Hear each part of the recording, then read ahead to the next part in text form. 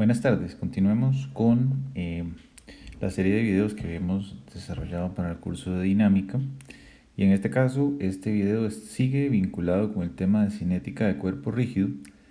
Sin embargo, lo que les vamos a mostrar es una metodología para resolver los problemas más difíciles del capítulo.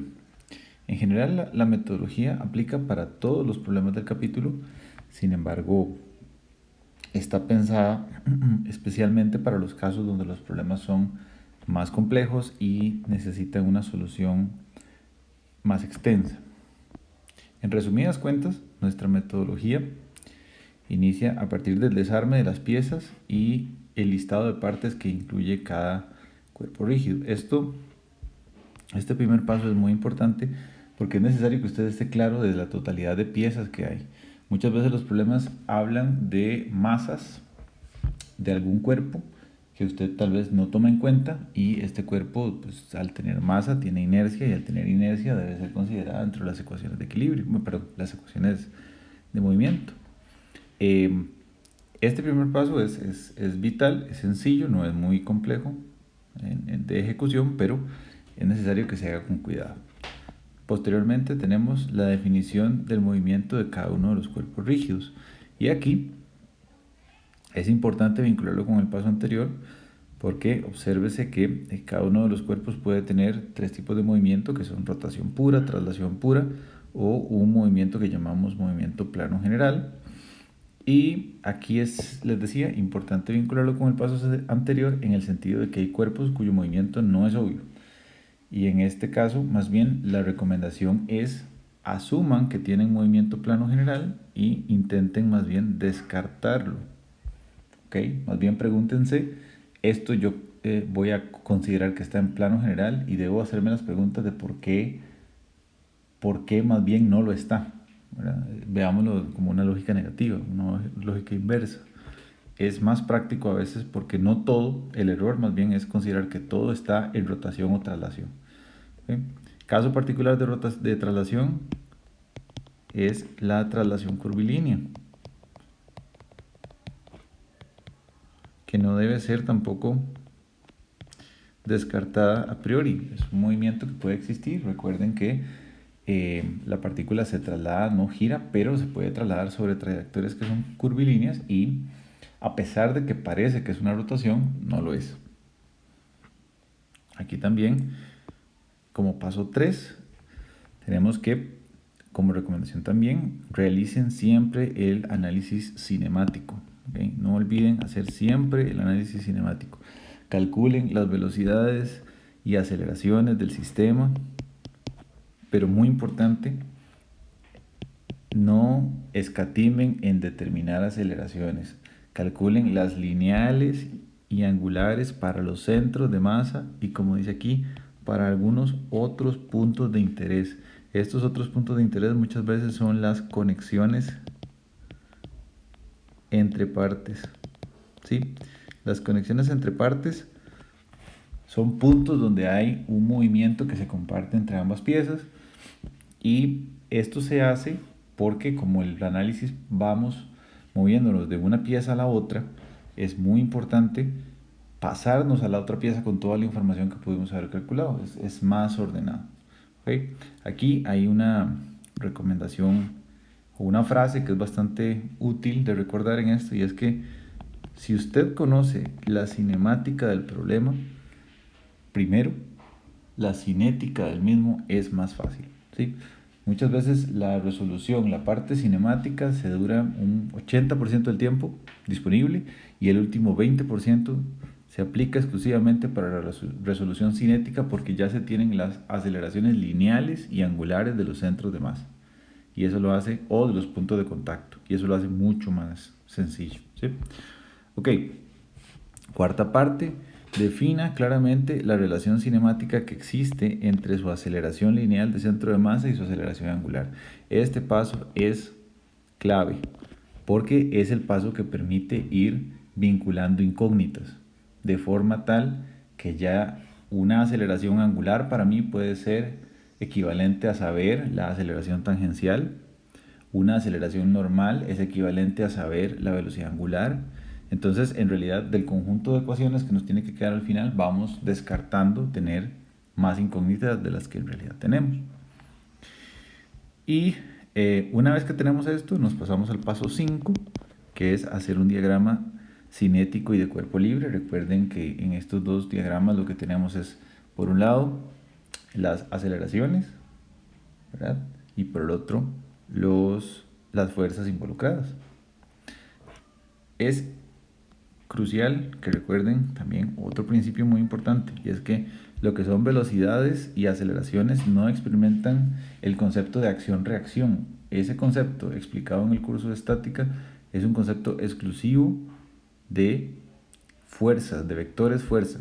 Entonces, no olviden que el cambio de dirección proveniente del principio de acción-reacción no aplica para vectores aceleración o vectores velocidad. ¿Okay? Finalmente, el último paso de esta recomendación es un análisis cinético y determinar las fuerzas u otras variables solicitadas. Dicho de otra manera, ya en este último punto usted tiene que tener todas las ecuaciones listas y lo único que debe hacer es resolver, ya sea mediante un sistema de ecuaciones o alguna sustitución interesante, etcétera. Pero ya aquí usted tiene que venir con toda la información porque si no es mucho más difícil proceder. ¿Okay? Entonces, la otra parte que queríamos mostrarles es ejemplos, algunos ejemplos sacados de los libros que involucran estos principios donde usted podría eventualmente resolver. Nosotros no los vamos a resolver en este video, pero es bastante recomendado que hagan los problemas que vamos a presentar y que cumplen con los principios que estamos hablando. Ejemplo, para hablar de cuerpos cuyo movimiento no es obvio, podemos mencionarles los que están indicados en esta figura. Son ejemplos en su mayoría del libro Beer, pero también tenemos del libro Hibbeler. Este de aquí abajo es del libro Hibbeler. Nosotros colocaremos en la descripción los libros que hemos utilizado para estas figuras. Pero aquí hay varios cuerpos que tienen un movimiento interesante, ¿verdad? Que tal vez no es obvio. Y es, por ejemplo, la barra AB en este cuerpo. Esa barra está en movimiento plano general. Tenemos también la barra aquí, está en movimiento plano general, ¿verdad? Aunque no sea evidente, pero es que su centro de masa se está moviendo en una trayectoria curva y ella no está pegada al punto C. De igual forma, en un problema como el 16113, el centro de masa no está en el centro del círculo. Esto es un movimiento en el que hay un desbalance, podemos llamarle así, y no es tan sencillo hacer el análisis, ¿verdad? A partir de esto, por el tipo de movimiento que tiene. Caso particular de lo que les mencioné hace un rato en cuanto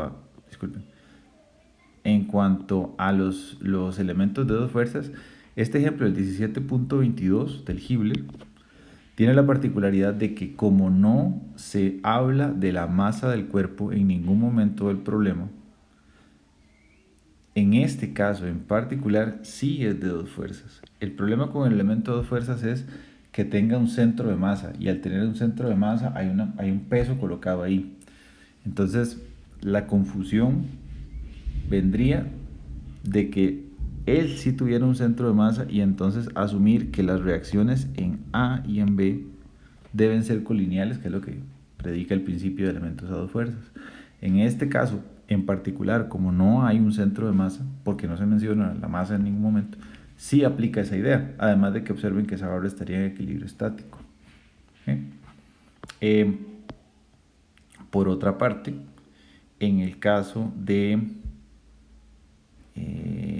los ejemplos de la frase que usamos de si se conoce la cinemática primero, la cinética es más fácil, o que las velocidades y aceleraciones no experimentan acción-reacción, ¿verdad? Tenemos estas barras de acá.